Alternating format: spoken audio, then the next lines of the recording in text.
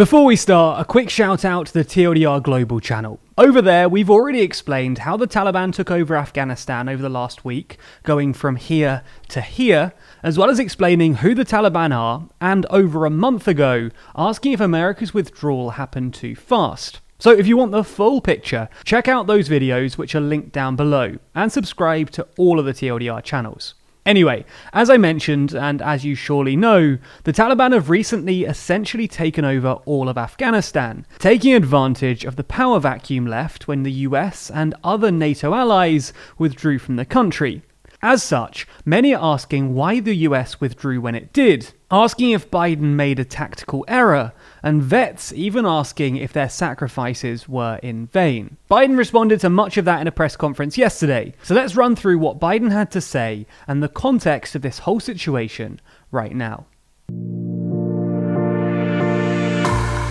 As I mentioned, our full Taliban explainer rewinds this history all the way back to 1973. But all we need for this video is to go back to 2020, when then President Trump signed the Doha Agreement.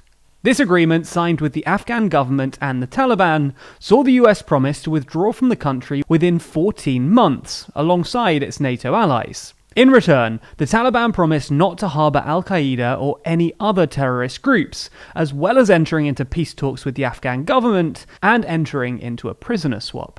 This set the clock ticking, with the US scheduled to fully withdraw by May 1st, 2021, after Trump had left office. His successor, Biden, might not agree with Trump on much, but he was equally committed to ending the war. In fact, back to his days as VP, Biden has been keen on finding a way out, with the president regularly insisting that there would never be a perfect time to leave, and therefore the only other option was staying in the country forever. Therefore, despite delaying the deadline slightly under the guidance of his advisors, Biden did stick to Trump's path and oversaw an almost total withdrawal from the country in early July this year. At the time, this is what he had to say about the situation.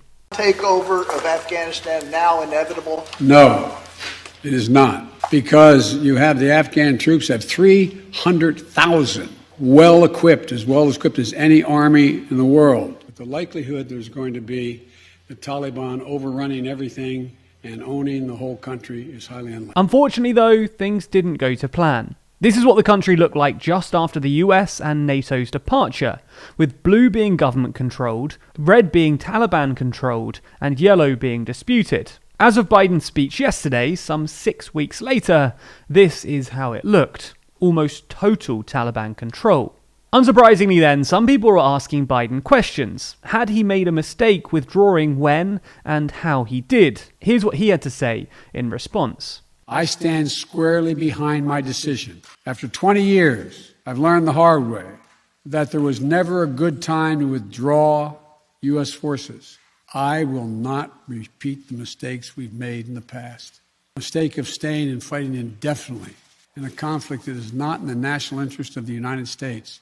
Of doubling down on a civil war in a foreign country. How many more generations of America's daughters and sons would you have me send to fight Afghanistan's civil war? And Afghan troops will not.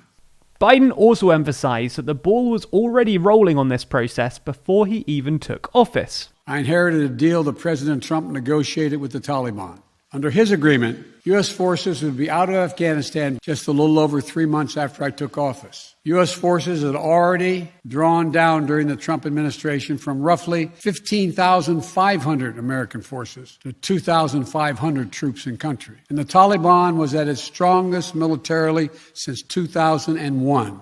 The choice I had to make was either to follow through on that agreement or be prepared to go back to fighting the Taliban in the middle of the spring fighting season. So it seems that Biden is defiant in his defense of the decision, even remarking that these latest developments might prove his decision even more correct. So what's happened?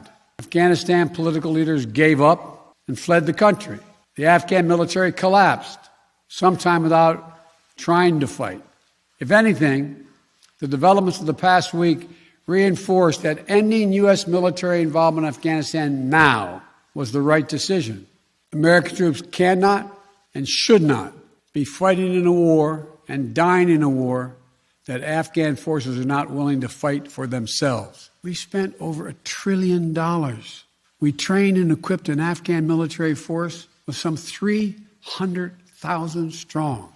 We gave them every chance to determine their own future. What we could not provide them was the will to fight for that future. He did, however, concede that things hadn't gone quite as he hoped or envisioned. I always promised the American people that I would be straight with you. The truth is, this did unfold more quickly than we had anticipated. Despite this, he still stuck to his guns, insisting that, but if Afghanistan is unable to mount any real resistance to the Taliban now, there is no chance that 1 year, 1 more year, 5 more years, or 20 more years of U.S. military boots on the ground would have made any difference. Here's what I believe to my core.